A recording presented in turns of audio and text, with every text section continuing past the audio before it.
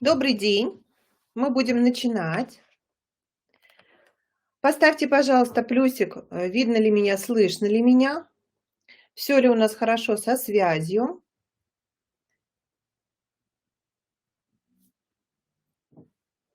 Пожалуйста, присутствующие в эфире, отметьтесь, как меня видно и как меня слышно. Мы будем начинать вебинар «Психолого-педагогический анализ и критерии выбора игрушек». Будем говорить о детях раннего и дошкольного возраста. Меня зовут Григорьева Евгения Сергеевна, я психолог практикующий, мама двоих детей. И попробую сегодня дать вам опоры для выбора игрушек и каких-то стимулирующих средств для развития детей до школьного возраста. Данный вебинар организован в рамках работы Республиканского консультационного центра просветительского проекта «Академия будущих родителей». Мы с вами будем работать около часа. За это время я дам вам информацию по критериям выбора игрушек, да, по тому набору обязательному для разного возраста детей, который этот список поможет вам, да, выбрать необходимый стимульный материал для развития детей. Пожалуйста, задавайте свои вопросы по ходу, да, нашего общения. Я буду рада на них ответить. И в конце также я обязательно посвящу отдельное время тому, какие игрушки обязательно должны быть у ребенка, любого пола, причем и для мальчиков, и для девочек важные игрушки. Мы обсудим также правила выбора игрушек для детей младенческого и раннего возраста. Ну и множество, я думаю, вопросов обсудим, которые будут всплывать. Надеюсь на вашу активность. Пожалуйста, будьте активны, задавайте вопросы. И если сейчас вы уже напишите, какой возраст детей вас особенно интересует, уже я буду иметь опоры и буду прицельно к тем, кто присутствует в эфире, давать свои рекомендации. Давайте мы сейчас с вами начнем с самого важного вопроса. Мы обговорим, какие возраста мы сегодня возьмем с вами в работу. Мы будем говорить о младенческом, раннем и дошкольном возрасте. И я хочу обратить внимание на то, что является так называемой ведущей деятельностью для детей данных возрастных этапов. Итак, младенческий возраст – это возраст от рождения до 1 года. В это время основной, самой важной сферой жизни ребенка является интимно-личностное общение с мамой. И вся игра, которая вообще возможна в этом возрасте, любой стимульный материал, да, игрушки и другие предметы, которыми ребенок пользуется или которые изучает, будут появляться в его жизни через взрослого. То есть сам по себе предмет еще не имеет ценности и даже не имеет развивающего потенциала. Ребенку, если мы дадим там ту же погремушку, он не знает, что делать с ней. И только через общение со взрослым, через повторение тех действий, которые делает взрослый, ребенок осваивает предмет, и любая игрушка или любой другой предмет становится для него развивающим и каким-то стимулирующим развитие детское. Если мы пойдем дальше и будем говорить о детях раннего возраста, это дети от 1 до 3 лет, то ведущей деятельностью в этом возрасте является предметная игра. То есть это буквально игра с предметами. И мы, если вспомним наших детей или ваших воспитанников, если вы, например, работаете в детском саду, то мы можем здесь вспомнить, что дети особенно интересуются какими-то предметами быта, не обязательно игрушками. Да? То есть сам предмет является для них увлекательным. И если в это время ребенок попадает в детский сад, то его не интересуют сверстники. И очень многие мамы говорят: я хочу, чтобы ребенок начал ходить в детский сад, потому что хочу, чтобы он научился общаться. Но мы видим, и поставьте плюсик в чат, если вам эта ситуация знакома, что дети до 3 лет в основном взаимодействуют вокруг какого-то предмета, и очень часто это взаимодействие такое вот конфликтное, они отбирают друг у друга игрушку. Встречали такое? Поставьте, пожалуйста, плюсик, да? Здравствуйте всем, кто присоединяется. То есть их не интересует сверстник, их не интересует партнер по общению, а их интересует игрушка. И за эту игрушку они вцепляются руками, зубами, они ее отстаивают, они ее друг у друга отбирают, да, потому что предмет гораздо более интересный, чем сам сверстник. И здесь в том числе освоение этого предмета будет происходить через взрослого. То есть мы еще не можем в этом возрасте дать ребенку какую-то игру, даже там настольную или какой-то предмет, и сказать: ну, на, поиграй. Ребенок не умеет в него играть, он его еще не освоил. Да, и мы сегодня поговорим, когда же нужно покупать и предлагать новые игрушки, и на что нужно в ребенке ориентироваться. Я благодарю, что вы ставите плюсики, это всегда очень приятно, когда аудитория живая, активная, и когда вам что-то нужно. Да? Я думаю, что вы не зря сюда пришли, пожалуйста, постарайтесь взять максимум. Задавайте вопросы, реагируйте и так далее. Ну и если мы возьмем детей дошкольного возраста, это 3-7 лет, то основной ведущей деятельностью в этом возрасте является сюжетно-ролевая игра. И вот здесь ребенку нужен предмет для того, чтобы организовать сюжет. И это не обязательно надо все купить, все... там, не знаю, если, значит, мальчик хочет играть там в рыцаря, в солдата, в войнушку, что ему надо всю амуницию купить. Абсолютно нет. Вспомните, пожалуйста, сюжеты из советского детства, да, когда берется палка, и эта палка и ружье, и лошадь, и там, я не знаю, и копье, и какая-то преграда, все что угодно, да, так называемая квази-игрушка.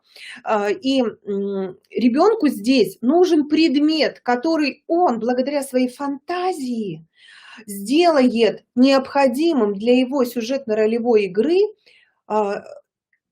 предметом, да, и ему не обязательно предоставить весь спектр, весь вот этот арсенал современного магазина игрушек, абсолютно не нужно. И плюс здесь очень важным становится сверстник, то есть партнер по игре. И очень часто взрослый не может выполнять роль этого партнера по игре.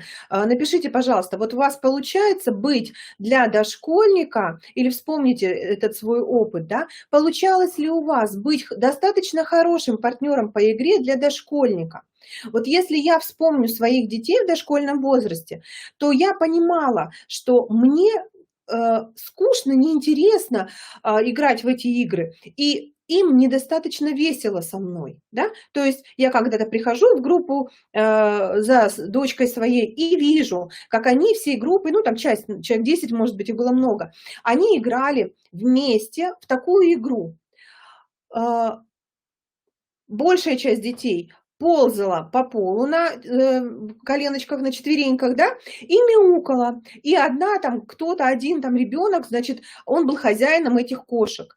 Я, как взрослый человек, вот не очень хочу, наверное, играть в такую игру. А детям было великолепно. И они несколько дней играли вот в этот сюжет. Да? И как мы видим, здесь вообще не нужны были игрушки. Здесь нужен был партнер по игре. И если бы этого партнера не оказалось в детском коллективе, то вот такая игра совместная, очень увлекательная для ребят, да, в этом возрасте, им, наверное, года 4 было тогда, да, или 5, она была бы невозможна. То есть взрослый предлагает более сложную игру, потому что нам всем хочется достаточно стимуляции, достаточно сложной стимуляции, да, поэтому поставьте сейчас, пожалуйста, в чат плюсик для тех, кому было неинтересно играть с детьми, кому было скучно, может быть, играть с детьми. И вы, может быть, даже при этом чувствовали вину, что вы недостаточно вовлечены в игру и так далее, да? Что вы недостаточно уделяете времени ребенку. Вот, да? Вы ставите какие-то знаки, и я вижу, что вам это откликается. Дело в том, что для дошкольника все-таки очень важным является сверстник. И когда 2 и больше детей собираются в одном пространстве, они должны уметь организоваться в игру. Пожалуйста, напишите, все ли дети умеют организоваться сейчас вместе в игру? Или они просят, чтобы им включили мультфильмы, просят, чтобы родители их развлекали, поиграйте с нами, вспомните себя в детстве. Нравилось ли вам ходить в гости с родителями, каким-то друзьям, и, наверное, вы уходили в детскую комнату и играли там, и что-то придумывали. К сожалению, современные дети очень часто не умеют этого делать, да? Именно потому, что их жизнь пресыщена стимуляцией. Они не знают, как играть с палкой, они не знают, как превратить там, не знаю, подушку в баррикады какие-то и построить там какой-нибудь домик из покрывал, как делали это раньше дети, да? То есть, к сожалению, сейчас предметов очень много, дети перестимулированы, и, к сожалению, им не хватает банально просто общения. И вот эта сюжетно-ролевая игра – это то, что сейчас у современных детей очень сильно страдает. Если вы со мной согласны, сделайте отметочку в чате, да, особенно если вы это наблюдаете как профессионал, как педагог, что сюжетно-ролевая игра детей сейчас становится бедной, к сожалению. И нам, родителям и педагогам, нужно ее специально организовывать. Да, благодарю вас за ваши ответы, что вы отвечаете, что вам это близко. Идем дальше. И перейдем мы к тому, какие главные правила, ориентиры могут быть у нас, у педагогов и родителей при выборе игрушек. Мы сейчас будем говорить о ребенке младенческого возраста, но и раннего возраста, не о дошкольнике уже, да, потому что все эти, ну, в общем-то, и дошкольные тоже, да, частично эти правила, конечно, для дошкольного возраста тоже подходят. Итак, первое правило. Игрушка для младенца должна быть выполнена в 4 основных цветах: красный, синий, желтый, зеленый. Это цвета наиболее контрастные, те, которые очень хорошо ребенок может отличить. Младенцы рождаются с недостаточно созревшим механизмом зрения, и у них существует проблема выделения фигуры из фона, как будто бы фокуса немножечко нет, да? И поэтому, когда мы предлагаем ребенку контрастные игрушки, яркие, выраженные по цвету, то ребенку легче их распознать на фоне. Зрение ребенка очень быстро развивается, и уже к полугоду оно такое же, как у 3-летнего малыша, но мы можем увидеть, что производители игрушек поддерживают вот эту особенность детского зрения и производят свои товары, игрушки в этих действительно 4 основных цветах. Там те же пирамидки, кубики мы чаще всего найдем вот в этих цветах. Поэтому если мы раздумываем выбрать ребенку розовую погремушку или красную, мы должны взять красную, потому что она наиболее легко воспринимается ребенком. Это, безусловно, не говорит о том, что все должно быть таких цветов, конечно же, нет. Но основные стимулы, если есть выбор, можно вот ориентироваться на эти цвета. Идем дальше. Следующее правило при выборе игрушек – это безопасность. Здесь имеется в виду 2 аспекта безопасности. Экологическая. Мы знаем то, что игрушки сейчас, к сожалению, недостаточно качественно производятся. Очень много китайской продукции, которая имеет запах, которая окрашивает, да, даже там язычки детские, ручки детские. Поэтому, безусловно, нужно очень ответственно относиться к тому, какой товар мы выбираем. Ну и второй аспект безопасности – это, безусловно, механическая безопасность. Игрушка не должна содержать мелких деталей, разваливаться в руках у ребенка. Мы прекрасно знаем истории, когда дети засовывали шарики в нос, в уши и так далее, да, глотали что-то. Поэтому то, что мы выбираем для ребенка, должно выполнено быть из качественных материалов, которые не ломаются во рту у ребенка, в руках у ребенка при падении. Также они не должны содержать острых деталей, да, и быть очень тяжелыми, потому что могут упасть на ребенка, на лицо и так далее. Следующее правило выбора игрушек – это следующее такое. Игрушка должна быть многофункциональной. Что такое многофункциональная игрушка? Пожалуйста, подумайте, какая игрушка может быть названа многофункциональной? Вспомните и напишите в чат. Есть игрушки очень узконаправленные. И производители сейчас заинтересованы в том, чтобы продать нам вот такую узконаправленную игрушку, которая, которой ребенок поиграет очень недолго и попросит новую. И мы, родители, педагоги, пойдем ее покупать. Пожалуйста, вспомните и напишите многофункциональные игрушки. Какие вы, ну вот, припомните, да. Поэтому нам выгодней и разумнее, и правильнее покупать игрушки, которые многофункциональны, то есть с ними можно играть сразу во много игр. По сути, это должны быть игрушки, которые растут вместе с ребенком. Ну, подскажу вам, да, это мячик. Вот мячик ребенку мы даем в полгода, он катает его, садится, мы стимулируем у него ползание, да, через этот мячик, катание мячика. И до конца жизни он играет в разные множество игр с мячиком. К многофункциональным игрушкам относятся пирамидки, кубики. Видите, вы их на экране сейчас, да? В одну только пирамидку можно играть в 100 игр. И если мы выбираем для ребенка, например, что купить, там столик для макияжа, допустим, для девочек, или, к примеру, просто стол. Что надо выбрать? Как вы думаете? Конечно, конструкторы многофункциональные. Ну, вот, Марин, да, тоже, если мы возьмем конструктор Лего, то, или там подобные ему, да, то конструкторы – это все-таки не столь многофункциональная вещь, если ребенок собирает только по инструкции. Мы должны стимулировать у ребенка из конструктора собирать свободно, да, то есть он сам должен придумывать какие-то новые строительства, да, каких-то фигур, там еще чего-то. Потому что если это только по инструкции, а Лего призывает нас все-таки купить по инструкции, да, собрать вот эту машинку, вот этот дом, вот этот вот какой-то там, да, ну, какое-то сооружение, это все-таки узконаправленное. То есть я с этим сталкивалась с сыном, очень, у нас этого Лего там около 50 наборов, и он собирает их, и больше он его не хочет собирать. Да? То есть он собрал, как бы победил, условно эту задачу решил, и все. И интерес потерян. И вот когда он стал ходить на занятия по лего-конструированию, там просто даются детальки, и надо придумать что-то, да, и дается задача, например, придумайте двор, да, и нужно было придумать там двор, где детям всем будет интересно. Вот это уже мы получаем многофункциональность. Поэтому, уважаемые педагоги, родители, смотрим. Да, большая коробка с деталями Лего – это тоже вещь очень для ребенка тяжелая, потому что мы понимаем, что это большая задача отыскать нужную деталь, да, и очень часто детей, когда родители замучились уже и больше не хотят раскладывать эти лего, да, они скидывают все это в одну большую коробку, и, к сожалению, дети после этого вообще к лего не подходят, потому что для них теперь найти какую-то деталь стало совершенно невозможно. То есть все-таки здесь очень много сложностей в использовании лего. На чем и построен этот бренд, да? Они все время предлагают новые модели какие-то, и нам надо все время что-то покупать, новые коллекции, да?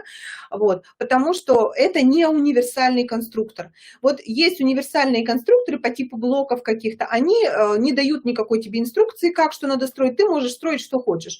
Это гораздо более многофункциональная игрушка. Я совершенно не против Лего, я за него, но к многофункциональной игрушке я бы относила эти и подобные конструкторы с осторожностью. Все-таки мы делаем тут с вами психолого-педагогический анализ, и я вот эту функцию именно сегодня и несу.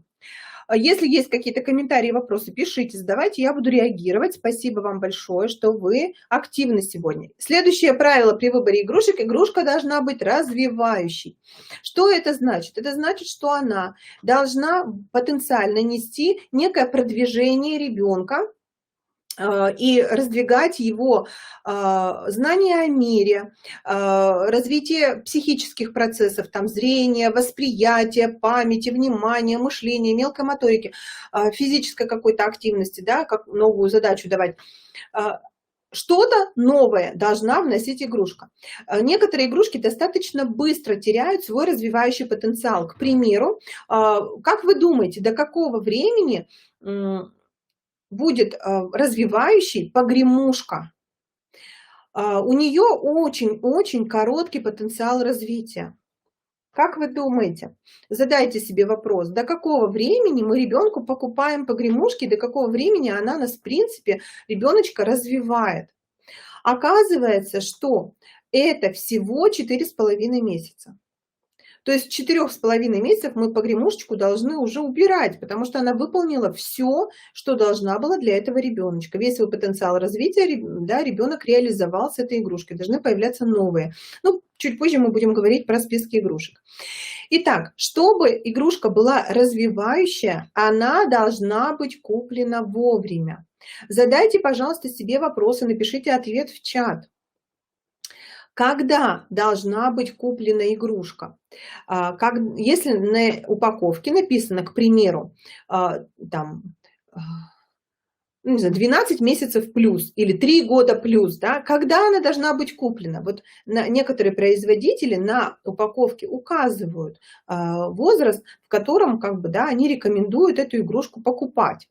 Когда, как вы думаете, должна быть куплена игрушка, чтобы она выполняла функцию развивающей? Напишите, пожалуйста. Она должна быть, допустим, игрушка, которая написана в 12 месяцев, да? 12 месяцев плюс. Когда ее надо купить? Пожалуйста, вы бы когда купили эту игрушку ребенку? Жду ваших ответов.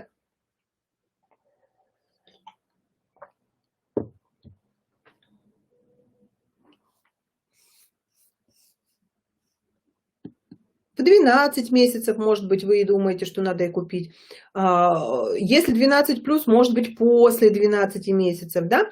Или, например, до 12 месяцев. Как вы полагаете, когда должна быть куплена игрушка, на которой указано 12 плюс, да, месяцев? До 12 месяцев, до 1 года. Итак, давайте будем разбираться. У ребенка есть 2 зоны развития. Посмотрите. У ребенка есть зона актуального развития. Вот это центральный круг сиреневого цвета, да, там, где написано, ребенок может делать без посторонней помощи. Зона актуального развития – это то, что наш ребенок может делать сам без помощи. Также у ребенка есть зона ближайшего развития. Это следующий, второй круг. Это то, что ребенок не может сделать сам, но может сделать с помощью взрослого. И есть зона дальнего развития. Это то, что ребенок даже с помощью сделать не может. Так вот, чтобы наша игрушка имела развивающий потенциал, она должна быть ориентирована на зону ближайшего развития. То есть мы не должны покупать ребенку, который освоил погремушку, в 6 месяцев новую погремушку, потому что больше она не ведет его к развитию. Он уже научился ее захватывать, он научился ее перекладывать из руки в руку, он научился получать звук, он уже ее пожевал, изучил ртом, покидал, побросал с кроватки. Все. Больше она не несет свой развивающий потенциал. И здесь вы удивитесь, например, что на кукле, которую мы покупаем обычно девочки там в год, написано 3 года плюс, да, 3 плюс. То есть нам производители рекомендуют купить машинку или куклу, вот такие, казалось бы, привычные предметы, игрушки ребенку только в 3 года. Но все родители почему-то покупают это раньше. Просто потому, что мы понимаем, мы чувствуем своего ребенка, что он может в уже год при нашей помощи понять, что делать с куклой. И мы тогда уже видим, что девочка в годик уже качает куколку, да, мама ей показала, что надо делать с куколкой, и она качает. Мальчику мы показали, как катать машинку, и он уже катает, да, то есть он уже способен освоить это с помощью. На тех же, например, там каких-нибудь пазлах или каком-то лото написано 3 года плюс. Мы покупаем его там в 2 года ребенку. Я помню, у моей дочки уже первые наборы пазлов там каких-то крупных с 1,5 лет я дала. Она сидела с 1,5 лет до 5 лет, без ума от пазлов все время собирала. Хотя там с 3 лет рекомендация, да, потому что уже в 1,5 года ей в зону ближайшего развития попали эти пазлы. Я ей показала, чуть-чуть подсказывала, где-то помогала, и ребенок справлялся. А рекомендация, что пазл нужно давать в 3 года, звучит так. В 3 года ребенок должен, пришедший в гости бабушке, достать там это лото и показать, как в него играть. То есть в 3 года этот пазл или эта настольная игра попала в зону актуального развития. Если мы берем 3-летнюю девочку, она уже умеет и покормить куколку, и покачать, и спать положить, и поцеловать, может быть, даже расчесать, и, может быть, даже переодеть. Она освоила игру с куклой. И теперь она может усложнять ее самостоятельно, да, играя в дочки матери, в больницу и так далее. Понятно, что такое развивающий потенциал игрушек? Напишите, пожалуйста, плюсик, если вам понятно. То есть мы должны покупать чуть раньше. Ну и я должна вам сказать, что все-таки в нашей стране не производится качественный психолого-педагогический анализ игрушки. И нет никаких рекомендаций. И то, что там случайным образом поставил китайский производитель на эту игрушку, это не показатель. Поэтому мы интуитивно смотрим на нашего ребенка, смотрим на какие-то показатели его развития и подбираем игрушки. И если вы купили какую-то игрушку и видите, что ребенок с ней не справляется, даже с вашей инструкцией, она его не интересует, он не понимает, что вы от него хотите, и прелести вообще не почувствовал, да, то тогда эту игрушку нужно отложить на полгода-год, может быть, даже на 3 месяца всего, потому что эта игрушка сейчас попала в зону дальнейшего развития, потенциального развития, которая пока что даже с вашей помощью ребенок до нее дотянуться не может, да? И потом, через некоторое время, эту игрушку достать и осваивать ее. Ну что, если вопросов нет, мы идем дальше и перейдем к некоторым таким перечням игрушек. Я сразу вам скажу, что я не буду говорить про все, потому что это очень-очень много. Я рекомендую вам сделать скрин экрана. Если у вас есть дети до 1 года, здесь прям вот по спискам, да, приведено по полгодика, что можно добавлять ребенку. Это не говорит о том, что нужно дать ребенку все или все одновременно. Абсолютно нет. Вы можете выбирать или, например, заказывать подарки для своих детей на годик, к примеру. Да? Что здесь есть?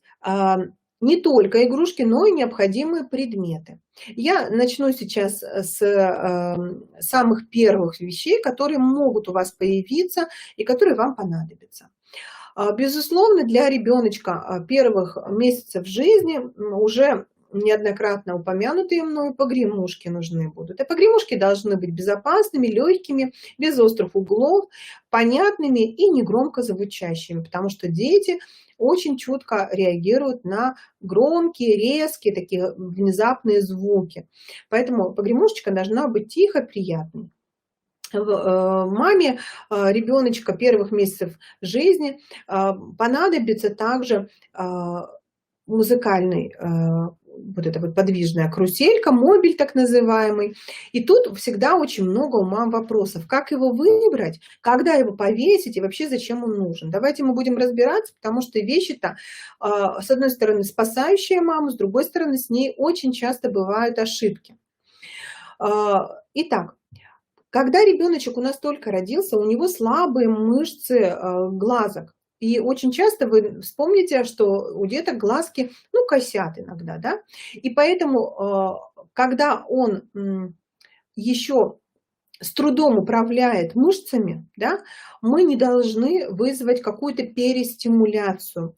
И поэтому я всегда против того, чтобы родители вешали эту карусельку для новорожденного. Она не нужна ему, более того, она может вызвать нервно-психическое возбуждение, она может ребенка перестимулировать и также перестимулировать зрительные нервы и зрительные мышцы. Вот только когда у ребенка укрепилось зрение, когда оба глазика смотрят у нас прямо, да, ребеночек укрепил мышцы, как правило, это месяц-полтора. Вот после этого можно повесить эту карусельку. Более того, еще одна моя рекомендация. Когда вы покупаете эту карусельку, нужно обратить внимание, чтобы она, во-первых, была многофункциональной. Если она содержит только вот одну песенку, если еще надо ее заводить там, да, и стоять и все время заводить, то есть она маму не отпускает, эта каруселька, она будет бесполезна. Вам эта песенка одна очень быстро надоест. То есть выбирайте, пожалуйста, модель, да, она будет стоить дороже, но она будет вам дольше служить, меньше будет раздражать, больше вызывать интереса у ребенка. То есть несколько мелодий, какие-то кнопки, какие-то дополнительные встроенные функции. В этом случае она просто продолжит, эта вещь прослужит вам дольше. Она не надоест ребенку быстро. И когда вы будете устанавливать эту карусельку на кроватку детскую, я очень настойчиво рекомендую установить ее не над головой у ребенка, где он спит, а над ножками. Объясню почему. Ребеночек у нас еще очень маленький. И та кроватка, которую мы для него приготовили, ее смело можно разделить на две части. Условно часть для сна и условно часть для игры. Да? И когда мы укладываем ребеночка спать, не нужно, чтобы над ним висела каруселька, потому что она вызывает большую стимуляцию, она бередит ребенка, она его возбуждает, да? Уложить его будет сложнее, он будет больше беспокоиться.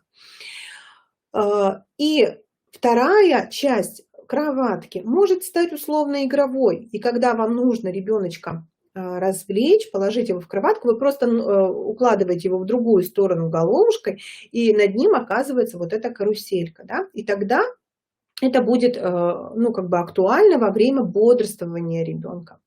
Напишите, пожалуйста, что вы об этом думаете, согласны вы или не согласны, может быть, есть какие-то вопросы, комментарии, в чат, пожалуйста, поставьте какую-то отметочку, что да, вы соглашаетесь, и это, да, вот, находит какой-то отклик у вас, или наоборот, это не находит отклика. Ну и кроме того, когда мы устанавливаем карусельку, мы должны тоже знать время, когда она будет наиболее интересна ребенку. Нет никакого смысла в том, чтобы рано установить эту карусельку, потому что она вообще не является развивающей с самого начала жизни человека. Она начинает быть интересна ребенку только после 2 месяцев. То есть не надо с этим торопиться.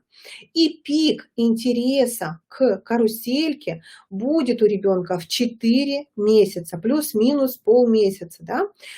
То есть в 4 месяца у нас дети смотрят на это как завороженные, да, и можно действительно и 15 минут, пока мама там обедает, пьет чай, одевается, собирается, ребенка уложить в кроватку, и над ним крутится каруселька, мелодия звучит, игрушки двигаются.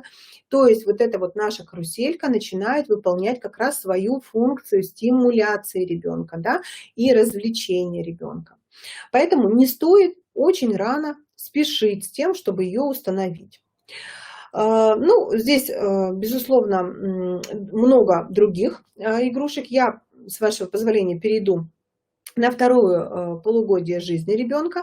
И хочу обратить внимание, что в этом возрасте, во втором полугодии первого года жизни, могут появляться музыкальные игрушки, игрушки тактильные, то есть разные по ощущениям. Постарайтесь, чтобы у детей были деревянные игрушки, не только пластиковые, деревянные, тканевые, шуршащие, гладкие, шершавые, мягкие, твердые. Да? Чем больше у нас здесь будет стимуляции на пальчиках и во рту у ребенка, тем лучше.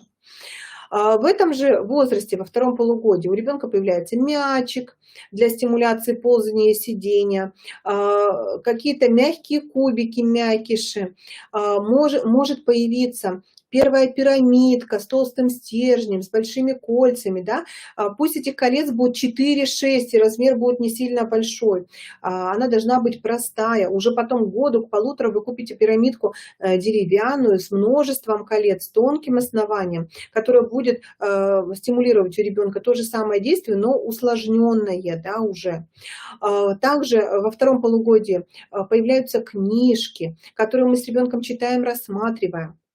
Ребенок у нас уже стал сидеть, да, он стал таким, я называю таким настольным, да, мы уже можем посадить и что-то показать ему, и он сам сидит и рассматривает. Очень дети любят какие-то коробочки с какими-то предметами, да, это не обязательно покупать, это можно организовать самим, да, какую-то коробку взять, положить туда какие-то предметы, которые ребенок достает, осматривает, ощупывает, облизывает, потом выкладывает, потом обратно складывает и так далее. Также в этом возрасте уже может появиться у ребенка матрешка. И мне очень хочется остановиться на этой игрушке, потому что она уникальна, она обязательно нужна. И матрешка — это то, что завоевало вообще-то весь мир. И подобной игрушки в мире нет. Матрешка стимулирует у ребенка очень много психических процессов, очень многим операциям обучает, да, то есть это и вообще матрешка, давайте так скажем, это первые уроки математики, то есть математические способности стимулируются у ребенка. Это величина, размер, да, это количество, это соответствие, больше-меньше, да, равно. Это все математические операции. А еще матрешка — это вау-игрушка, да, когда из одной достают много. И поэтому, конечно, обязательно купите эту матрешку, а еще лучше, если вы эту матрешку возьмете у бабушки из серванта, из какого-то шкафа, ту матрешку, которой играли еще вы, которая такая уже хорошо стертая, хорошо открывается, закрывается, потому что новые они такие тугие, ребенку трудно, да. И если это будет еще и ваша игрушка, это будет вдвойне хорошо. Ну и обязательно, что должно появиться к первому году, да, к годику, и у мальчика, и у девочки, это кукла. И сейчас вы удивитесь, потому что понятно, зачем девочке кукла, а зачем же мальчику кукла? Давайте подумаем. Напишите, пожалуйста, зачем мальчику нужна кукла в годик? Пока вы пишете, пока вы думаете, я расскажу, какая должна быть эта кукла. Да? Очень важно, чтобы эта кукла была правильно подобрана по размеру. Она должна быть в пропорции, как мать с ребенком на руках. Да? То есть вот это вот величина руки. Маленькая девочка, маленькая куколка. Не должна быть кукла в рост с ребенком. Купите, пожалуйста, в годик ребенку обычного пластикового или резинового малыша-голыша, бесполого, там, с какой-то легкой одеждой, которая одевается с ним, там, да, снимается с него. Этого пупса можно будет и купать, и на речку с собой взять, и в песочницу посадить. Он такой, знаете, неубиваемый, да. И понадобится эта кукла и мальчику, и девочке. Понятно, что девочка у нас готовится там в будущем когда-то стать мамой и уже сейчас отыгрывает материнское поведение. Но и мальчик в том числе тоже будет папой. И мальчик тоже должен приобрести знания о том, что бывают маленькие, как к ним надо относиться, как с ними надо обращаться. Но помимо вот этого такого родительского компонента, да, мы должны посмотреть на куклу еще и как на такой прообраз самого ребенка. У ребенка в этом возрасте, естественно, нет взгляда на себя. Он не знает, кто я, какой я. И кукла – это он сам, только представленный вовне. И если мы хотим, например, ребенка научить пользоваться горшком, то нам в этом поможет кукла. Мы будем сажать куклу на горшок, играть в это, и ребенок постепенно будет через куклу приходить вот к освоению этой операции. Боится ребенок к врачу ходить, мы играем через куклу во врача, там, в поход к врачу. Готовим ребенка к садику, играем с куклами в садик. То есть для ребенка кукла – это внешний я. И мальчику, и девочке это надо. Поэтому, пожалуйста, мамы, обращайте на это внимание, объясняйте это папам. Кукла обязательно должна быть у мальчика. Что еще должно быть обязательно к году и у мальчика, и у девочки? Это машинки, причем машинки разные. Машинки, для мальчика понятно, да, но для девочки зачем же это? Для девочки машинка, как и для мальчика в том числе, это первые уроки физики.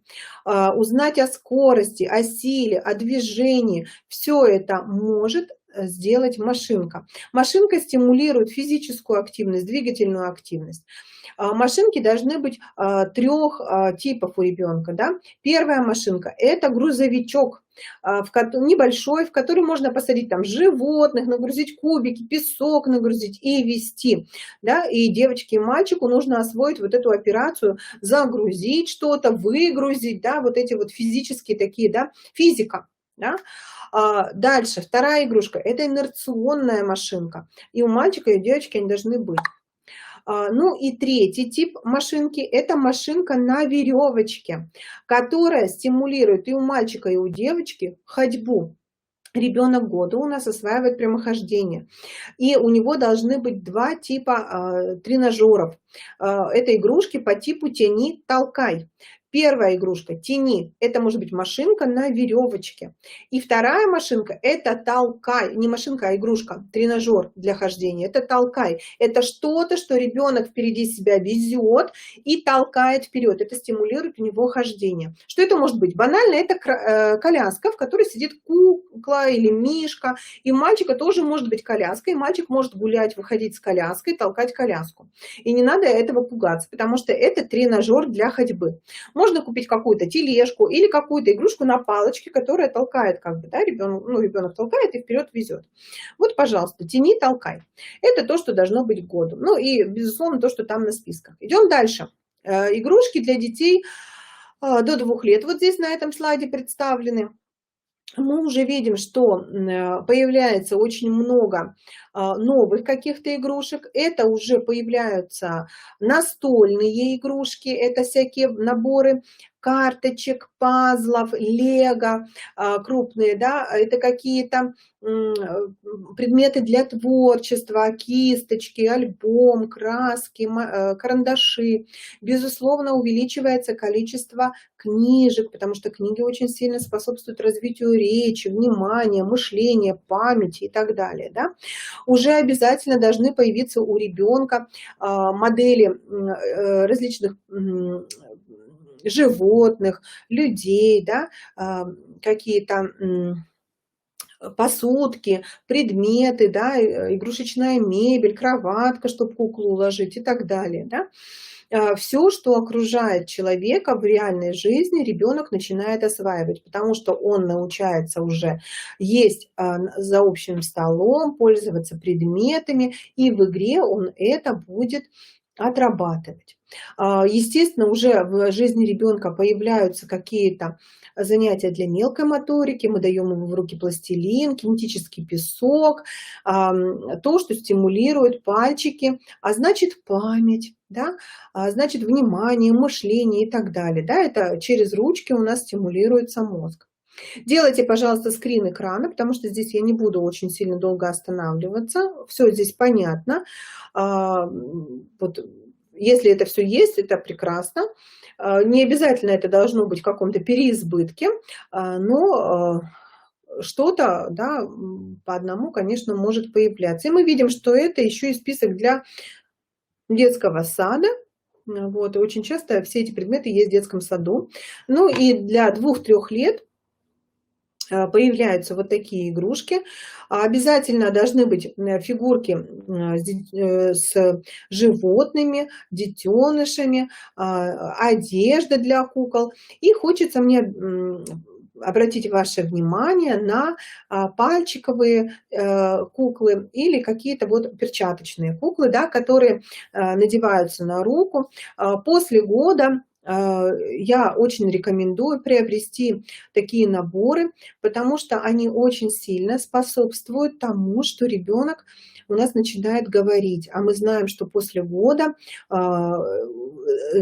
одна из функций, которой овладевает ребенок активно, это речь. Одна из психических функций, да, и мы должны хорошо поддерживать, стимулировать развитие речи. И вот такие перчаточные куклы, кукольные театры, пальчиковые куклы очень хорошо стимулируют вот эти вот речевые навыки, речевую активность у ребенка в принципе. Поэтому, пожалуйста, уделите этому внимание, это то, что действительно нужно. Кроме того, после года ребенок у нас активно осваивает собственное тело, движение, он научается бегать, спускаться, подниматься по лестнице, прыгать на двух ножках, на одной ножке. И для этого ему, безусловно, нужно очень много двигаться, гулять, залезать куда-то, ездить с горок и так далее. Да?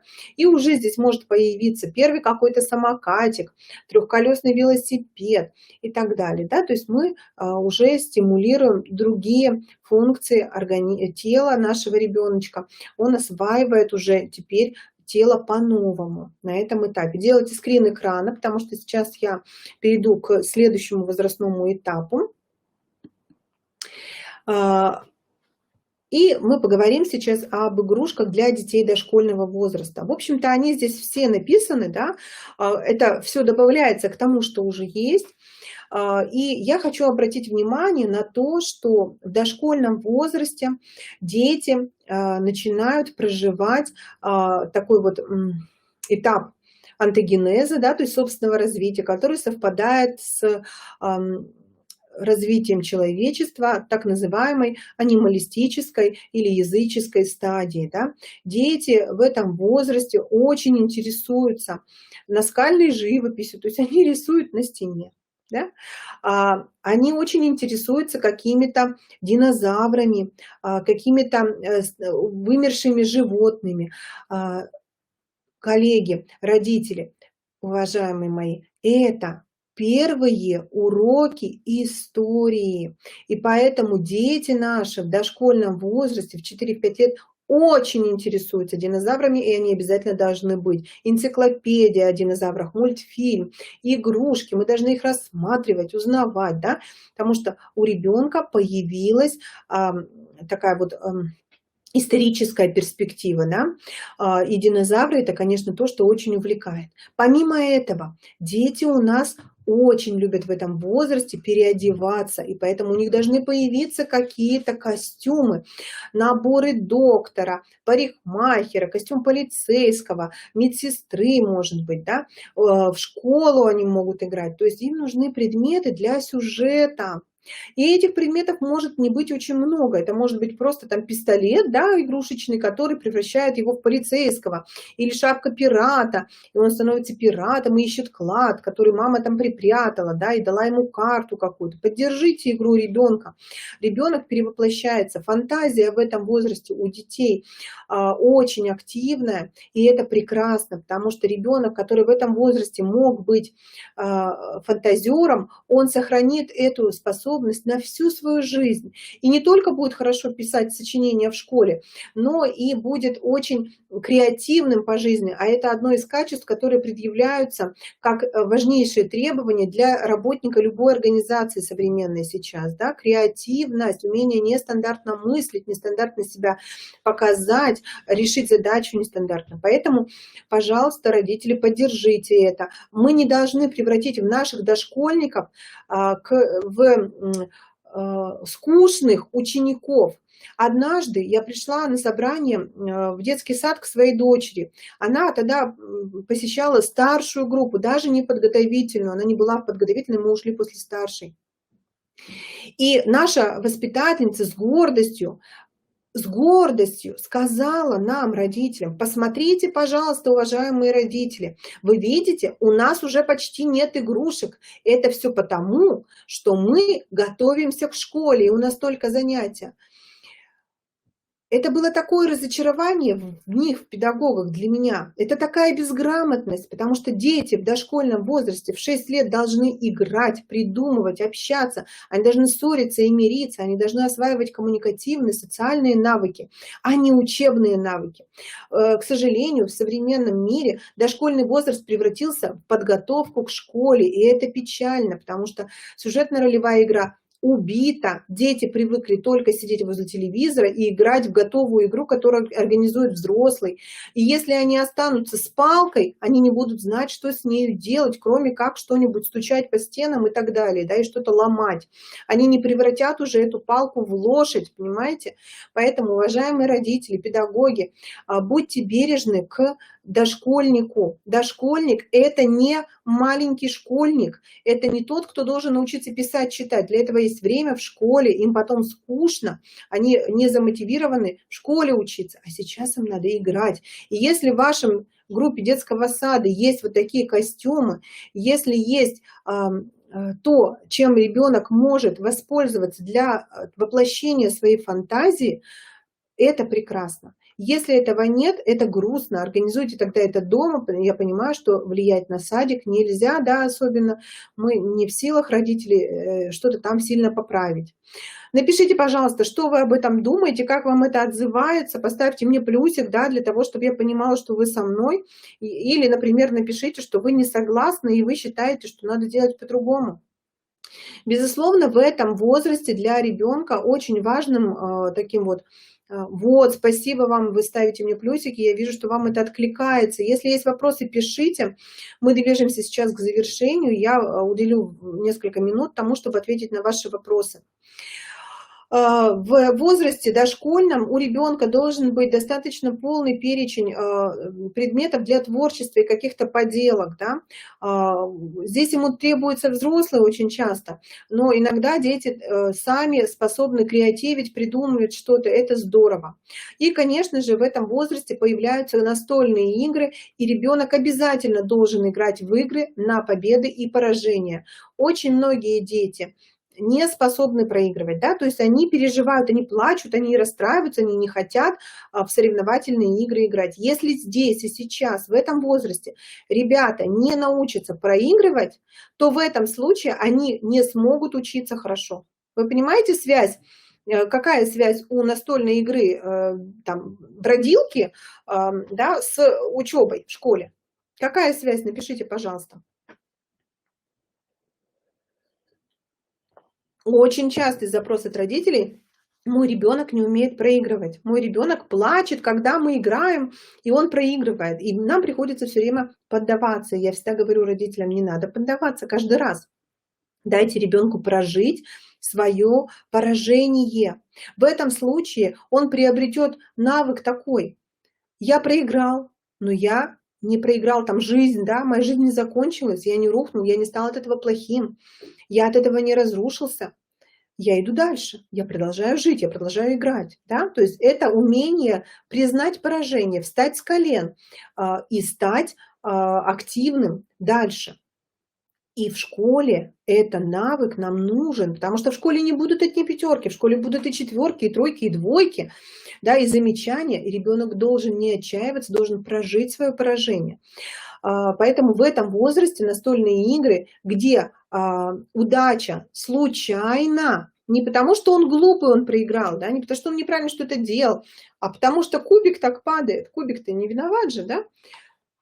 Случайность дает ребенку возможность легче признать победу. То мама проиграла, то он проиграл. То есть мы на равных тут играем, да? Вот, поэтому, пожалуйста, обязательно обратите внимание на вот такого типа игры, они имеют очень важное психологическое значение.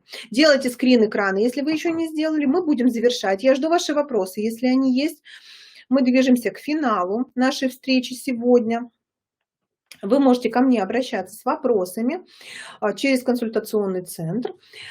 Если сейчас вопросы есть, пишите их, пожалуйста. Еще минутку подожду. И рада была сегодня провести для вас эту встречу. В следующем месяце мы снова увидимся и поговорим про супружеские конфликты и кризисы в паре. Ну а на сегодня я прощаюсь. Благодарю вас за внимание, за ваше активное участие, за ваши отклики. Желаю вам хорошего вечера. Всего доброго.